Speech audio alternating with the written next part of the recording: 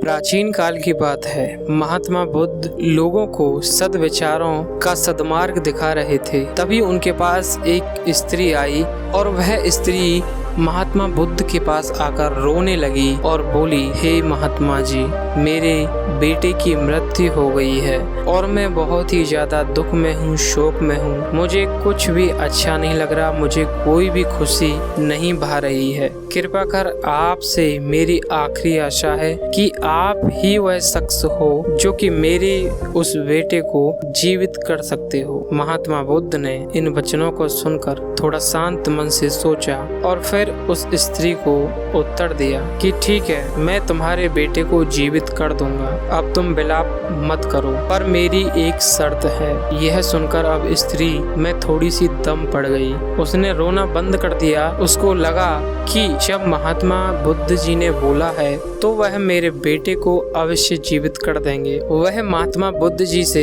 उस शर्त को जानने की इच्छा जाहिर करने लगी। तो महात्मा बुद्ध जी ने उस औरत से कहा कि जाओ किसी ऐसे घर से भिक्षा लेके आओ जिस घर का कोई भी प्राणी आज तक नहीं मरा हो। यह सुनकर वह स्त्री गांव पहुंची और ऐसा घर खोजने लगी जहां पर अभी तक किसी भी व्यक्ति की मृत्यु नहीं हुई हो। खोजते खोजते उस स्त्री को 5 दिन का समय लग गया, लेकिन उसको पूरे गांव में ऐसा कोई भी घर नहीं मिला जिस घर में किसी व्यक्ति की मृत्यु न हुई हो। आखिर में हार कर वह महात्मा बुद्ध जी के पास पहुंची और उनसे कहने लगी कि हे प्रभु, हे भगवान, मैंने पूरे गांव में बारीक बारीक से सभी घरों को छान पटक दिया है, लेकिन ऐसा कोई भी घर नहीं है जहां पर किसी व्यक्ति की मृत्यु नहीं हुई हो।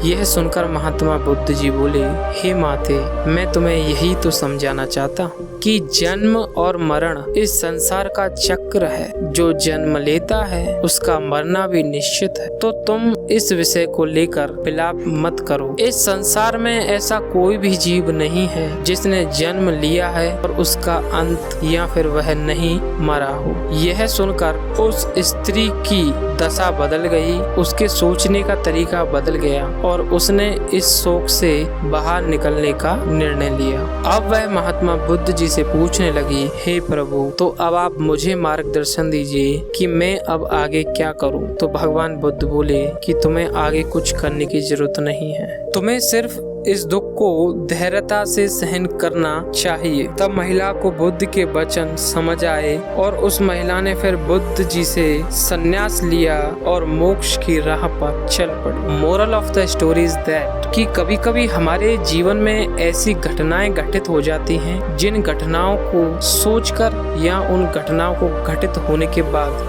हम एक तरीके से पागल हो जाते हैं। किसी भी कार्य में हमारा मन नहीं लगता है। इस संसार की सारी सुख सुविधाएं हमको बेकार लगने लगती हैं। तो मेरा आपसे यही निवेदन है कि ऐसे समय को आप धैर्यता पूर्ण सहन कीजिए और हो सके तो अंतरात्माओं से बात कर उस घटना से बाहर निकलने का प्रयत्न कीजिए। आपको यह जानना चाहिए कि जो भी हमारे आसपास है ये सिर्फ एक बनावटी दुनिया है जो कि आज हमारे साथ है और कल हमारे साथ होगी, इसकी कोई भी निश्चितता नहीं है।